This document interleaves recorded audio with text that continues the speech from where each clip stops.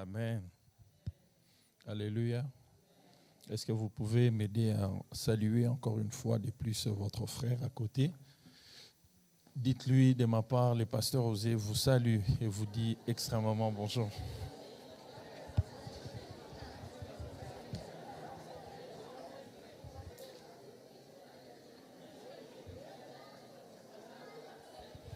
Amen.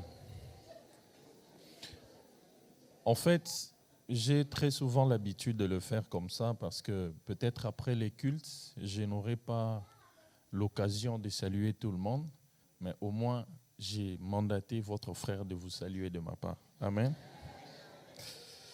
Alors, c'est encore une fois avec un très grand plaisir et un très grand honneur d'être là, encore une fois, par la grâce du Seigneur, afin de vous apporter les instructions du Seigneur. Amen.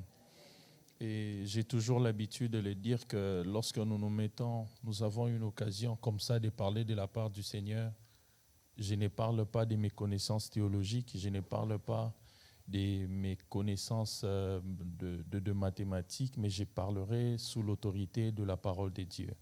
Amen. Parce que c'est elle qui nous communiquera la vie et tout ce dont nous avons besoin par rapport à nos attentes. Amen. Alors, pour ceux qui n'ont pas été avec nous, je vous souhaite, la dernière fois, vous étiez peut-être en vacances. Nous vous souhaitons encore une fois la bienvenue dans la présence bénie de notre Dieu. Et pour certaines personnes, je paraîtrai pour une nouvelle personne, mais je suis fils de la maison. Alléluia. Parce que dans la présence de Dieu, déjà, nous ne sommes pas étrangers. Chacun de nous trouve sa part dans la maison du Seigneur. Amen. Donc, je suis le pasteur Osée Iwelia. Je viens de la République démocratique du Congo, précisément à Kinshasa. Je suis pasteur au sein de la communauté Centre chrétien La Cité de l'Espérance, d'où était en fait le pasteur Gabriel Oleko quand il était avec nous à Kinshasa. Et l'église où je travaille, ça répond au nom de l'église des nations. Nous sommes précisément dans la commune de Ngaliema. Alléluia. Et vos frères et sœurs de l'église des nations m'ont mandaté de vous transmettre aussi leurs salutations fraternelles. Ils vous disent qu'ils vous aiment bien. Amen. Ok, gloire au Seigneur, nous allons prier pour la parole de Dieu. Seigneur, c'est toi qui connais nos cœurs. C'est toi qui connais, Seigneur, tout ce dont nous avons besoin. Et aide-nous par le moyen du Saint-Esprit, afin de communiquer la pensée que tu t'es choisi toi-même, Seigneur, ce matin. Ma prière et le vœu de mon cœur est que tu atteignes tes objectifs. À chaque instant que tu réunis ton peuple, Seigneur, tu as des objectifs assignés et je prie par la grâce du Seigneur, atteins, Seigneur, ces objectifs. Enfin qu'à la sortie de ces lieux, que chacun de nous retrouve sa part et glorifie le Seigneur qui parle encore aujourd'hui. Merci de sanctifier ces instants par la puissance du Saint-Esprit et accorde-nous la grâce, Seigneur, de nous soumettre rien qu'à l'autorité de ta parole. Au nom de Jésus-Christ, nous avons ainsi prié avec action de grâce et nous disons Amen. Alors, permettez-moi, je remercie le pasteur François. En tout cas, c'est une grande bénédiction que je vous ai rencontré au mois de décembre passé. Et bon, pour ceux qui ne le savent peut-être pas, si vous voulez vraiment que je vous explique comment je me connais, ou on se connaît avec le pasteur Gabriel, acceptez de m'accorder encore 3 mois de vous parler chaque jour, parce que si je commence de parler de lui, je ne verrai pas en fait la fin. Et s'il a l'occasion de nous suivre en direct, nous trouvons ici en fait cette occasion de lui transmettre aussi nos salutations et nous saluons aussi nos frères et sœurs qui sont connectés en ligne en train de nous suivre, je l'espère. Le message que je vous apporte ce matin est en fait et en réalité une prière. Parce que nous sommes en train de traverser une très très grande crise dans notre monde et seuls les chrétiens doivent à tout prix et à chaque instant adresser leurs prières à Dieu quotidiennement. Parce que la prière pour nous est j'ai toujours dit, par rapport à ma petite expérience avec Dieu, le Seigneur m'a enseigné en me donnant cette définition de la prière, en disant que la prière est une expression de ceux qui n'ont que Dieu. Parce qu'il y a des ceux qui s'appuient sur leurs chars, il y a des ceux qui s'appuient sur leurs chevaux, mais nous nous comptons qu'au nom de l'Éternel. Et ce message de ce matin est en fait une prière, et je prie le Seigneur que tu continues aussi après à méditer sur cela et que ça soit vraiment une prière pour ta vie et pour ta famille. Le thème que nous allons exploiter par la grâce du Seigneur ce matin, nous l'avons intitulé « Sauve-nous de cette génération perverse ». Seigneur, sauve-nous de cette génération perverse.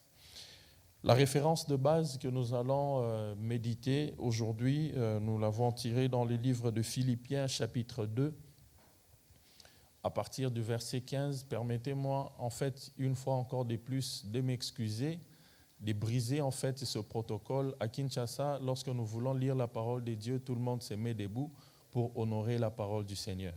En tout cas, permettez-moi, si ce n'est pas l'habitude ici, de briser un peu ce protocole-là.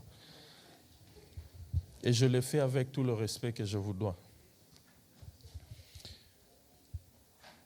Philippiens chapitre 2, dans toute la suite logique de mon enseignement de cet avant-midi, j'utiliserai deux traductions de la Bible, c'est-à-dire la version Louis Séguin, la version Parole de vie ou Parole vivante.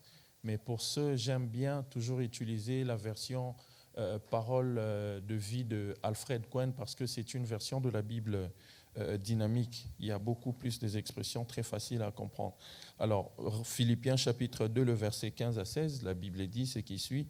« Afin que vous soyez irréprochables et purs, des enfants de Dieu irrépréhensibles au milieu d'une génération perverse et corrompue, parmi laquelle vous brillez comme des flambeaux dans le monde, portant la parole de vie, et je pourrai me glorifier au jour de Christ de n'avoir parcouru en vain ni travaillé en vain. » Amen. Vous pouvez reprendre vos places pour la gloire du Seigneur. Sauve-nous de cette génération perverse. Alléluia. S'il faudrait vous faire une petite historique, en fait, de cette lecture que nous venons de faire tout à l'heure, ici, il s'agit de l'apôtre Paul qui s'adresse à l'église de Philippe, qui a bien sûr été fondée par lui-même. Pourquoi ? Parce que, en fait, l'apôtre Paul avait un attachement très particulier avec cette église et qu'il détenait en fait des liens vraiment très respectueux envers cette église, parce que c'était en fait un fruit de son investissement et un fruit de ses enseignements. Et cela se fait bien sûr au travers de son 3e voyage dans cette église. Et si vous voulez bien comprendre la pensée de Dieu sur cette référence, l'apôtre Paul parle ici aux chrétiens de Philippe en leur prodiguant en fait cette exhortation en ce qui concerne l'humilité et la sainteté. Alléluia. Et très chers frères et sœurs, je veux encore vous dire une vérité, que de plus en plus du jour au lendemain, nous sommes en train d'assister à des scènes qui sont vraiment macabres. Nous sommes en train d'assister à des réalités qui sont très complexes, des réalités qui nous font voir en fait une certaine perversion à grande échelle. Alléluia. Et aujourd'hui, la perversion est arrivée jusqu'au niveau de la place publique. La méchanceté humaine assez criante. Vous n'avez peut-être pas des fois à comprendre qu'est-ce qui se passe en fait en réalité. Vous voyez la dépravation de mœurs, les différentes valeurs intrinsèques qui sont aujourd'hui abolies par certaines réalités ou par des hommes que vous pouvez bien sûr, bien aimés dans le Seigneur, comprendre. Mais par là, l'apôtre Paul est en train de parler à cette église de Philippe en faisant un tableau peint d'une réalité des situations que nous vivons actuellement. Alléluia. Pourquoi? Parce que, bien aimé dans le Seigneur, j'ai pensé exactement à ce que la Bible dit dans le livre des Proverbes, chapitre 8, dans le verset 13. La Bible dit: la crainte de l'Éternel, c'est la haine du mal, l'arrogance et l'orgueil, la voix du mal et la bouche perverse, voilà ce que je hais. Nous sommes en train de vivre chacun dans sa génération ou dans une certaine suite logique d'une vie que vous aviez commencée et que vous continuez bien sûr avec la grâce du Seigneur. Mais qu'est-ce que vous devriez en fait noter? C'est quoi une génération perverse? Parce que c'est à cela que nous allons nous apaisantir et que Dieu parlera à ton cœur sur des sujets que tu feras exactement la prière à la suite de temps ou à la continuité de ta vie. Amen. Quand on parle d'une chose ou bien d'une nature perverse, vous savez, bien aimé dans le Seigneur, c'est juste quelque chose qui manifeste un esprit malfaisant. Quand je parle d'un esprit malfaisant, vous voyez tout ce qui est teinté à faire du mal, tout ce qui a trait aux choses diaboliques, tout ce qui est infernal, tout ce qui est satanique, tout ce qui est malin. Et en plus de cela, vous avez en fait ce qui est enclin à faire le mal et qui tente par de moyens détournés, c'est-à-dire par de moyens démoniaques ou, comme je le disais, par de moyens malfaisants. Mais aujourd'hui, la réalité en tant qu'enfants de Dieu, nous sommes en train de vivre dans le monde, mais n'oubliez pas, très chers frères et sœurs, Dieu nous a appelés à être dans ce monde, mais il ne nous autorise pas à faire n'importe quoi. Parce que nous avons quand même une certaine nature de Dieu à préserver. Voilà pourquoi il est écrit dans votre propre Bible, dans le livre des 1 Jean chapitre 5, dans le verset 3 à 4, la Bible dit: tous ceux qui sont nés du monde, tous ceux qui sont nés de Dieu triomphent du monde. Triomphe du monde, pourquoi? Parce que dans le monde, il y a des trahisons, dans le monde, il y a des déceptions, dans le monde, il y a de mauvaises choses. Mais la Bible dit que tous ceux qui sont nés de Dieu, ils triomphent du monde. Et la victoire qui triomphe du monde, c'est quoi? C'est notre foi. Et dans le monde avec lequel nous sommes en train d'assister, bien aimés dans le Seigneur, il y a tellement de choses qui font preuve d'une certaine perversion, d'une certaine dépravation de mœurs avec lequel nous sommes en train de faire face du jour au lendemain. Et personne n'est épargné de cela. Voilà pourquoi nous avons besoin de faire recours à Dieu afin qu'il nous sauve de cette génération perverse. C'est quoi, bien-aimé dans le Seigneur, une génération perverse? La première des choses, j'ai quelques points que j'aimerais partager avec vous sur l'inspiration du Saint-Esprit, sur ce qui correspond exactement à cette génération perverse. La génération perverse dont l'apôtre Paul est en train de nous parler ici, de nous peindre exactement le tableau en disant: soyez des enfants de Dieu irrépréhensibles au milieu d'une génération perverse et corrompue. L'expression que l'apôtre Paul a toujours utilisée en disant pour une génération corrompue, c'est en fait des personnes ayant une conscience cautérisée. Ça veut dire que leur conscience est déjà infectée par des réalités mondaines, une conscience qui est détruite par des sentiments mondains. Et c'est quoi en fait cette génération perverse dont l'apôtre Paul exhorte à nos cœurs afin que nous soyons des enfants de Dieu irrépréhensibles dans cette génération corrompue? La première des choses que vous devriez noter, une génération perverse, c'est celle qui n'a plus le respect du sacré. Une génération perverse, c'est une génération qui n'a plus le respect du sacré.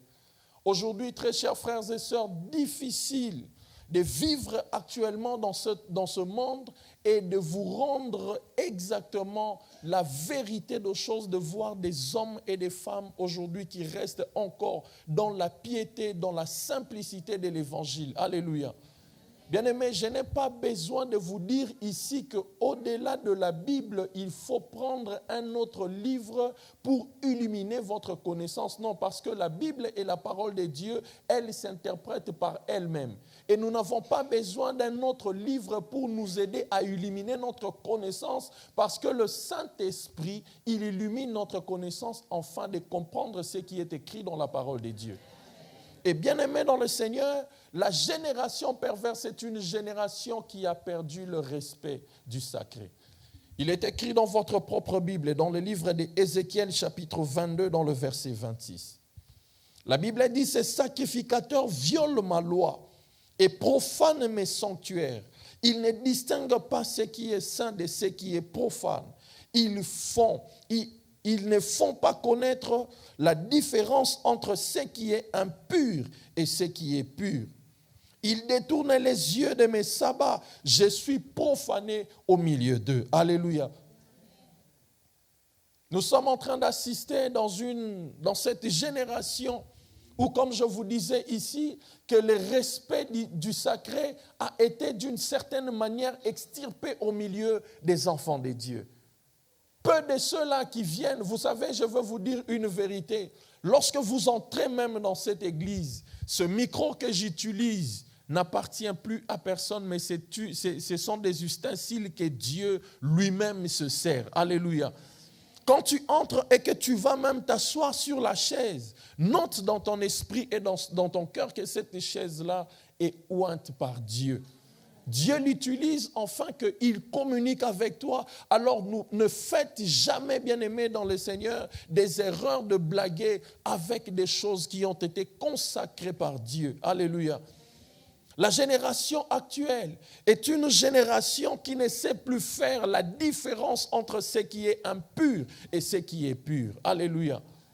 Vous savez, j'étais en train de parler avec un frère dernièrement qui me dit, non, pasteur, vous voyez, aujourd'hui dans nos églises, tout le monde veut toujours s'aligner dans une certaine manière de la révolution. Aujourd'hui, la révolution ne peut jamais amener les gens et les femmes à être loin du principe établi par Dieu. Alléluia.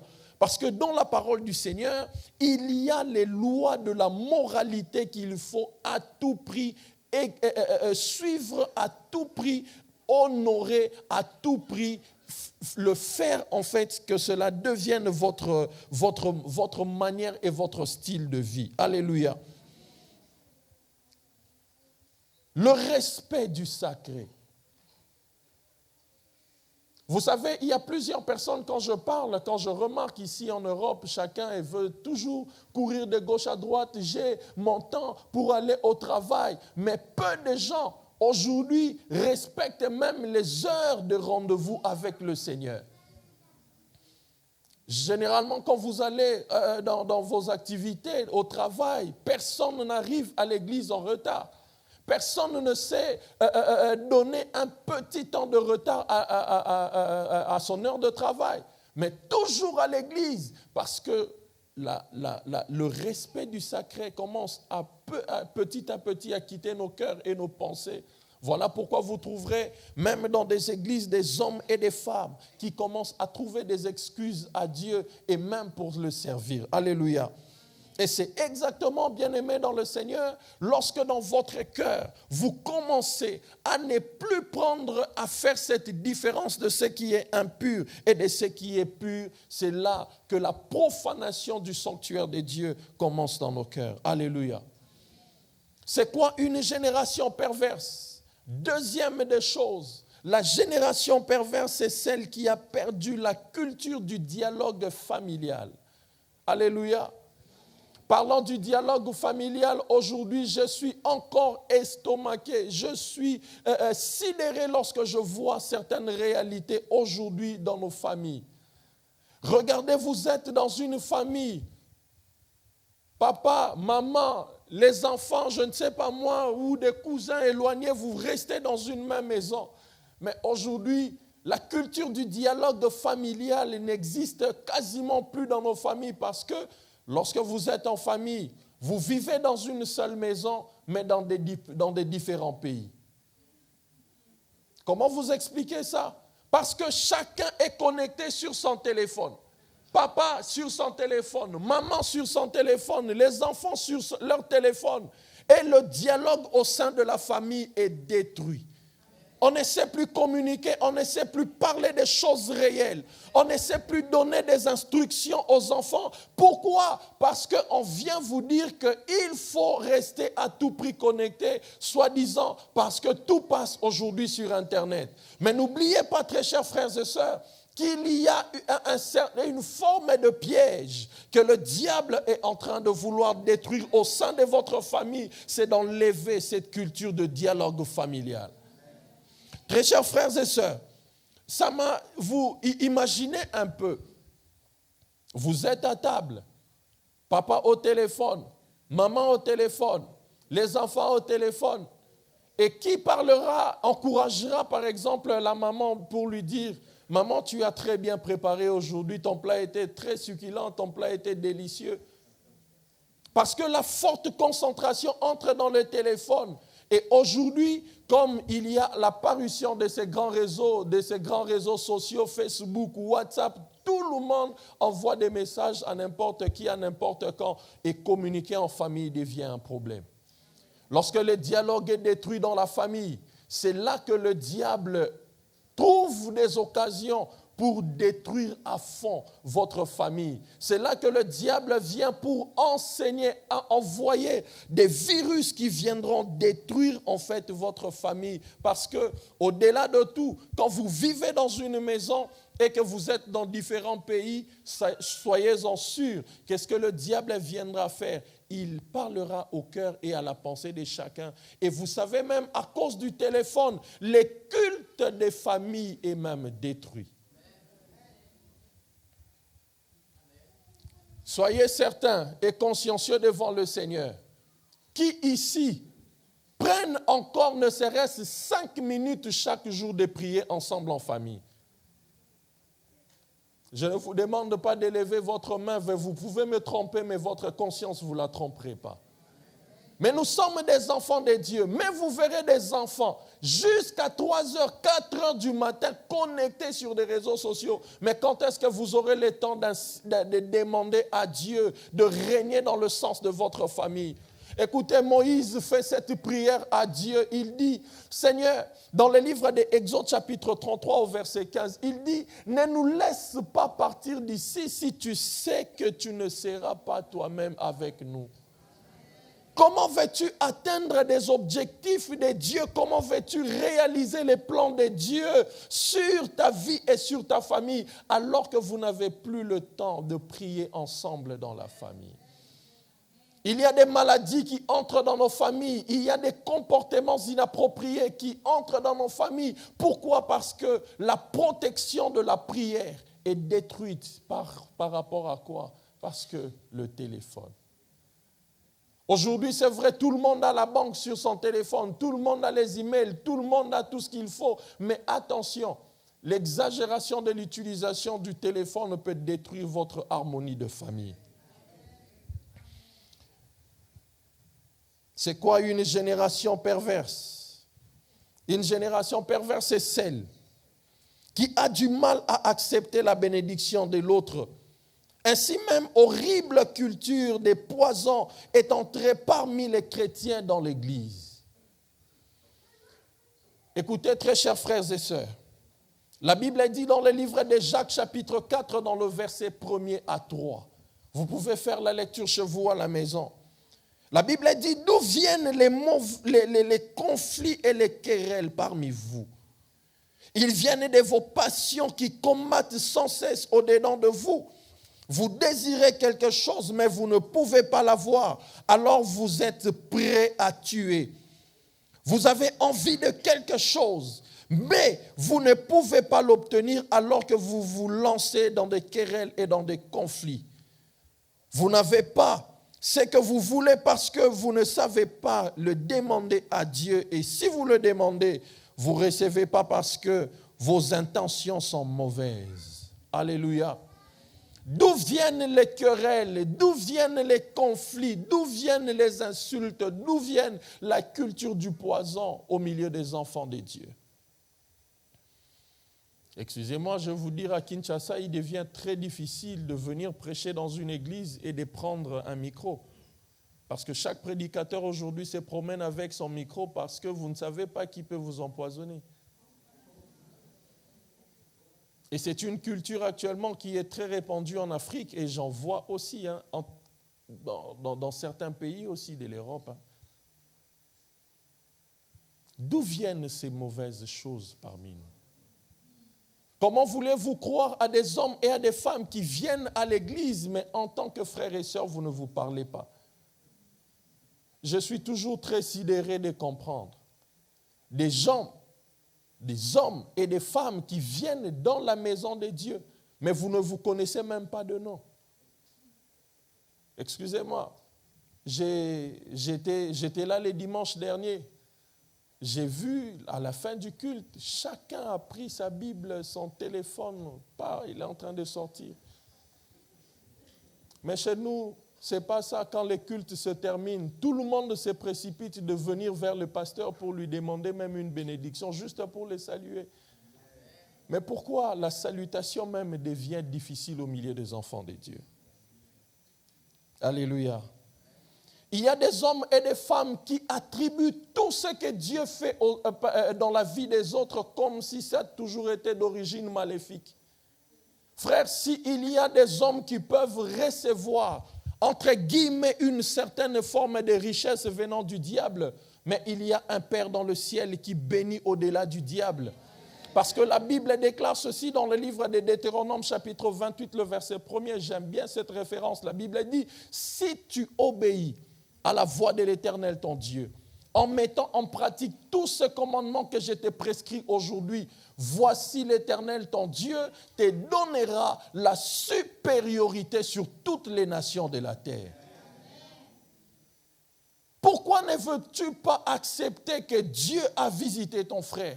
Pourquoi ne veux pas tu accepter que Dieu a béni ton frère? Mais aujourd'hui, vous voyez toujours des hommes et des femmes qui sont experts en commérage et en colportage parce que Dieu a visité son frère. Non, quand vous voyez des hommes et des femmes agir de la sorte, c'est qu'il y a un problème de la perversion qui entre au milieu de nous. Et nous devrions prier le Seigneur afin que ces choses-là quittent notre Église et quittent notre monde. Alléluia.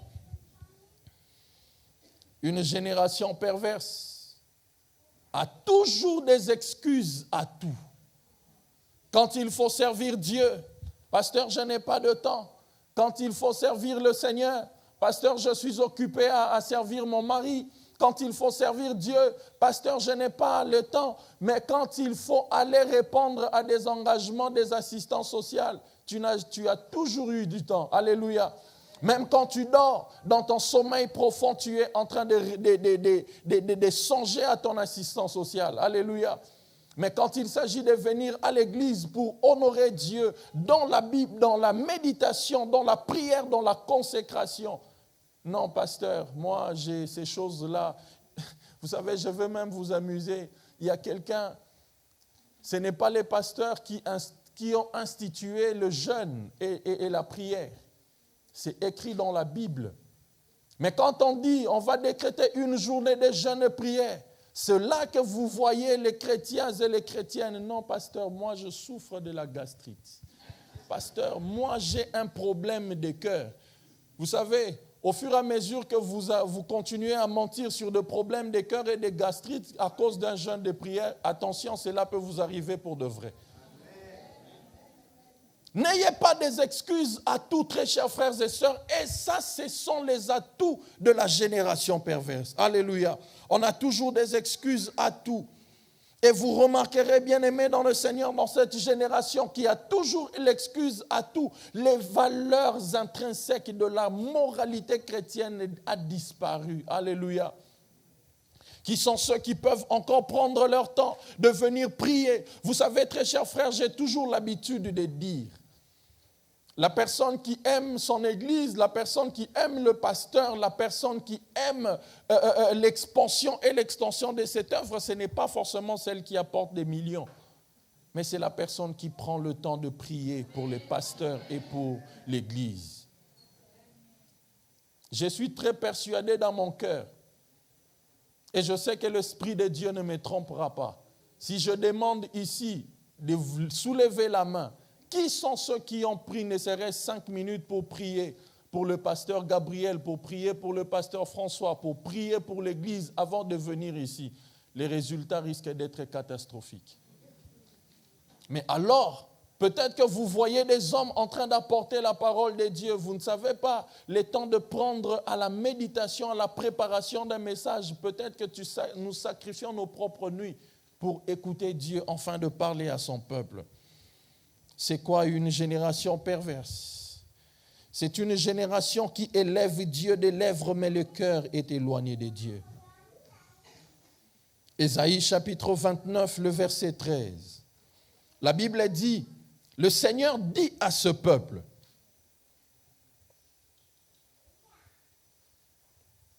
il n'est proche de moi qu'en parole.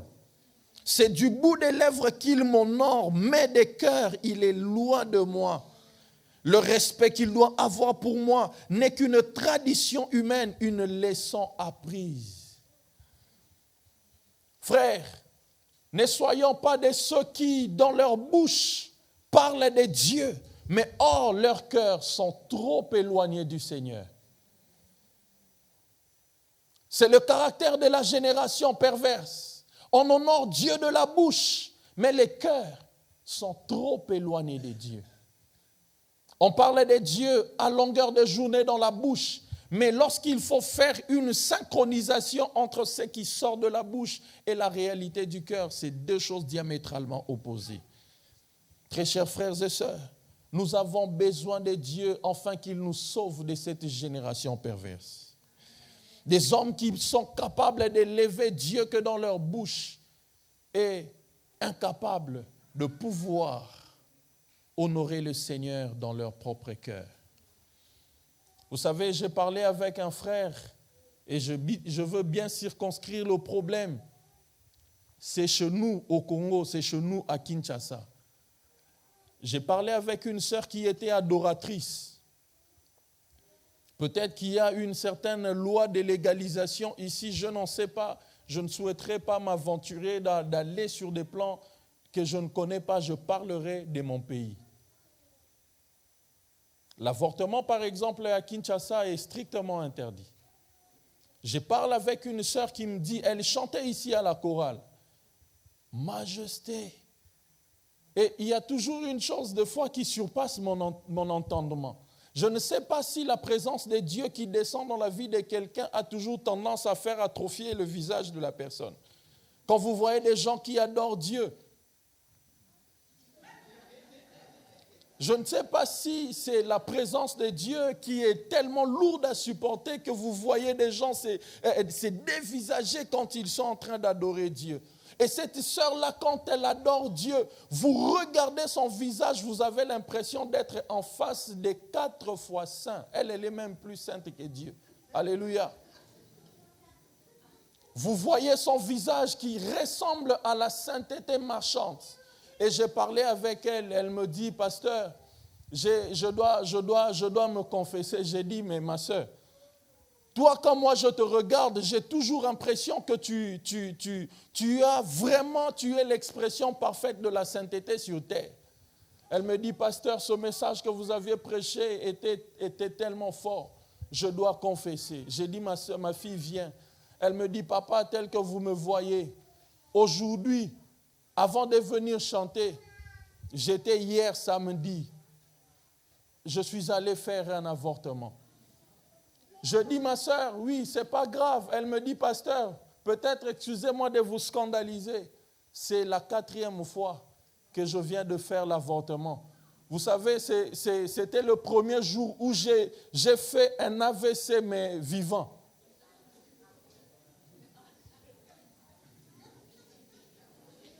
J'ai commencé à sentir que mon côté gauche ne fonctionnait plus. Parce que je dis, mais bon, la première fois, c'est encore normal. La deuxième fois, je peux accepter. La 3e, 4e fois, mais attention. Attention. Vous savez pourquoi? Parce que nous venons de fois à l'église, honorant Dieu, qui est dans nos œuvres. Mais en réalité, lorsque le Seigneur regarde nos cœurs, il voit que nos cœurs sont trop éloignés de lui. Très chers frères et sœurs, vous pouvez tromper les pasteurs. Vous pouvez tromper tout le monde. La vigilance des hommes, des humains que nous sommes. Mais n'oubliez pas, il y a un Dieu dans le ciel qui voit la profondeur de ton cœur et sait que tu fais dans le secret. Là où les pasteurs ne peuvent pas arriver, là où les hommes de Dieu sont incapables de voir, mais tout ce que tu fais dans la profondeur de ton cœur, Dieu est là en train de te voir.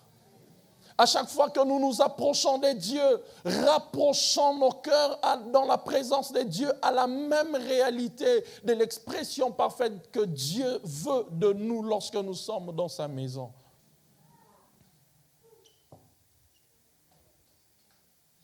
La génération perverse, celle qui honore Dieu des lèvres mais les cœurs est éloigné du Seigneur. C'est quoi une génération perverse? Or, c'est encore une génération qui a profané les sanctuaires de Dieu. Parce que ce n'est pas, bien-aimé, dans le Seigneur d'aujourd'hui, mais la promesse a déjà été faite par Dieu depuis longtemps. Daniel chapitre 11, le verset 31. La Bible dit, « Des troupes se présenteront sur ordre. Elles profaneront le sanctuaire, la forteresse, elles feront cesser le sacrifice perpétuel et dresseront l'abomination du dévastateur. » Aujourd'hui, très chers frères et sœurs, l'abomination de la désolation se vit au niveau des églises. Vous savez tout ce qui se passe actuellement. Mes très chers frères et sœurs, nous qui sommes appelés à servir Dieu, nous qui sommes enfants de Dieu, nous qui sommes appelés et rachetés par le Seigneur, s'il vous plaît, je vous en supplie, je vous en conjure dans le nom du Seigneur Jésus-Christ, ne soyez pas l'occasion par laquelle l'abomination entrera au niveau de l'Église ou dans le monde. S'il y a une prière que je fais chaque jour devant le Seigneur, je dis, Seigneur, ne permets pas que la honte de l'Évangile passe par mon canal. Avant d'être pasteur, je suis d'abord un enfant de Dieu. Même s'il peut arriver à ce que la chair te réclame à certaines choses, mais je prie le Seigneur, je dis, Père, aide-moi, afin que je ne tombe pas. Et non seulement que je tombe, je serai un sujet de scandale pour plusieurs personnes. Aide-moi, Seigneur, afin que je ne sois pas dans la liste de ceux qui profaneront le sanctuaire de Dieu. Très chers frères et sœurs, combien sont ceux qui viennent dans la présence de Dieu, mais avec un cœur mauvais, avec un cœur méchant. Vous savez, j'ai suivi, dernièrement, j'ai regardé en fait quelques vidéos sur Internet. Un homme qui se déguise, qui se transforme en un aveugle. Il va chercher avec sa canne, il vient, il touche quelqu'un qui peut l'aider à avancer. Mais vous voyez la personne en train de le rejeter comme si c'était un moins que rien. Pourquoi ? Parce que quelqu'un qui est déjà dans une nature pareille, quand tu le rencontres dans la rue, frère, j'ai toujours l'habitude, c'est partout dans le monde, où vous irez, vous trouverez toujours des personnes qui sont en train de mendier dans toutes les rues, vous le verrez partout. Mon frère, si ton cœur ne te dit pas de donner quelque chose à la personne, ne l'insulte pas, passe tranquillement. Mais vous savez, bien-aimés dans le Seigneur, aujourd'hui, à cause de la profanation des hommes et des femmes qui profanent les sanctuaires de Dieu, ce sont les mêmes personnes qui viennent à l'église à longueur de journée. Non, frères, prions le Seigneur, afin que Dieu nous aide, que nous ne soyons pas parmi des hommes et des femmes qui profanent les sanctuaires de Dieu. C'est quoi la génération perverse? La génération perverse est celle qui a perdu la culture de la consécration. Oh Seigneur, nous devrions rendre à Dieu un culte agréable. Nous devrions rendre à Dieu un culte saint. Nous devrions rendre à Dieu un culte digne de son nom. Voilà pourquoi Il y a un verset de la Bible que j'aime bien. La Bible dit dans Philippiens chapitre 4, le verset 7 à 8. La Bible dit, la paix de Dieu qui surpasse toute chose gardera vos cœurs et vos pensées en Jésus-Christ. La Bible dit, tout ce qui est pur, tout ce qui est juste, tout ce qui est vrai, tout ce qui mérite l'approbation, tout ce qui est qualité de probité morale, que cela soit l'objet de vos pensées. Mais est-ce que quand vous réfléchissez à votre vie, pensez-vous à des choses qui sont pures? Pensez-vous à des choses qui sont dignes de louange? Pensez-vous à des choses qui méritent l'approbation de Dieu? C'est en cela que nous nous retrouvons, très chers frères et sœurs, dans la plupart des cas. Parce qu'il y a des personnes qui tuent leurs propres frères. Ils les assassinent par leur regard. Non, frères, ne soyez pas dans la liste de ceux qui tuent les gens dans leur regard. Parce que si tu as déjà conçu un plan d'haïr un frère, même si tu ne l'as pas prononcé, tu l'as déjà fait. Et c'est la nature de la génération perverse aujourd'hui. Daniel chapitre 12, le verset 11, la Bible dit, « Depuis le temps où cessera les sacrifices perpétuels, où sera dressée l'abomination du dévastateur, il y aura 1290 jours. » C'est une promesse des choses qui arriveront et des choses que nous sommes déjà en train de voir aujourd'hui. L'abomination est dressée au milieu du peuple du Seigneur. Et lorsque tu remarques, très chers frères, très chères sœurs, des choses anormales qui commencent à devenir normales dans notre société, prions à ce que Dieu nous sauve de cette génération. Tout ce que nous pouvons perdre, frères, mais un jour, ne perdons pas le royaume des cieux. Tu ne t'aurais pas investi dans la foi chrétienne pour rien.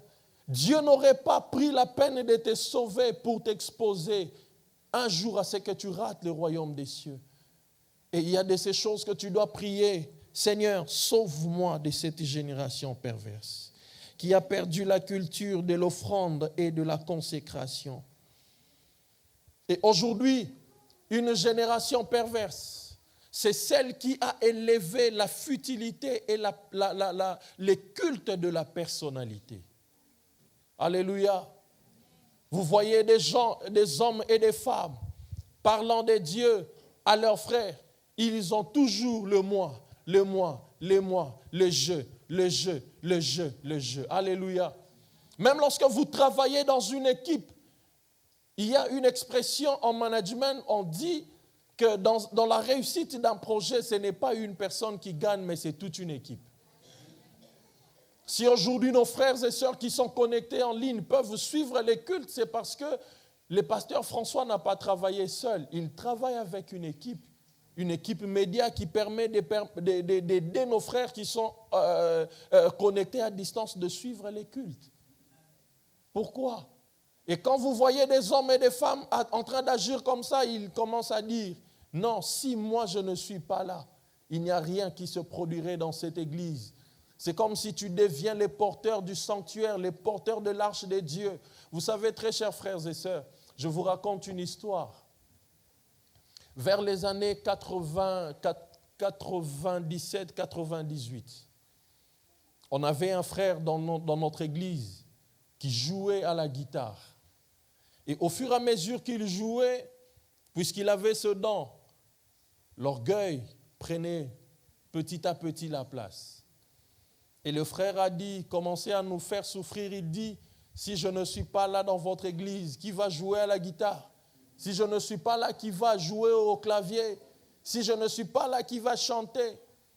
Quand j'ai vu ce frère, je suis allé dans la présence du Seigneur, j'ai dit à Dieu, Seigneur, la Bible dit, s'il y a des hommes et des femmes qui refusent de te servir, tu utiliseras des pierres. Alors moi, je suis cette pierre, Seigneur, utilise-moi. Je sortais de mon avenue, je rencontre un docteur de la parole. Or, ce docteur-là, j'étudiais dans son institut théologique en même temps. Il était un ancien jazzman, des gens qui jouaient à la guitare, mais c'était un jazzman. Il me dit, Osée, je sens que mon esprit me demande de t'apprendre à jouer à la guitare. J'ai dit, docteur, je suis la pierre que le Seigneur veut utiliser, me voici. Et j'ai commencé à apprendre à jouer à la guitare jusqu'à ce que je commençais moi-même à jouer à la guitare à l'église et le frère est parti et n'est plus jamais revenu. Vous savez pourquoi? Parce qu'à un certain moment dans cette génération, il y a des hommes qui veulent élever leur personnalité à la place du Seigneur.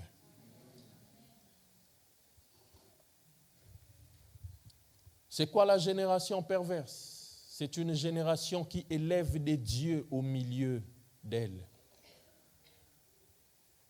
Que le Seigneur nous aide. Aujourd'hui, les factures à payer sont devenues des dieux que nous avons élevés. Aujourd'hui, les boulots sont devenus des dieux que nous avons élevés.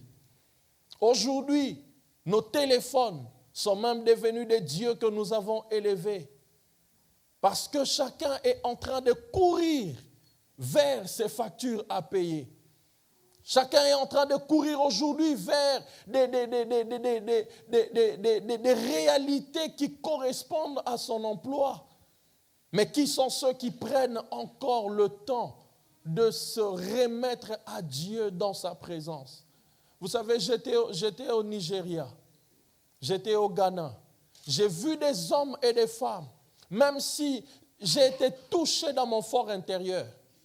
Ils ne peuvent pas assister à l'église, mais ils viennent juste dehors de l'église. Ils touchent les murs de l'église, ils disent, Seigneur, je n'ai peut-être pas le temps, mais je viens t'honorer, je touche même les murs. Quel acte de foi! Quel acte de foi!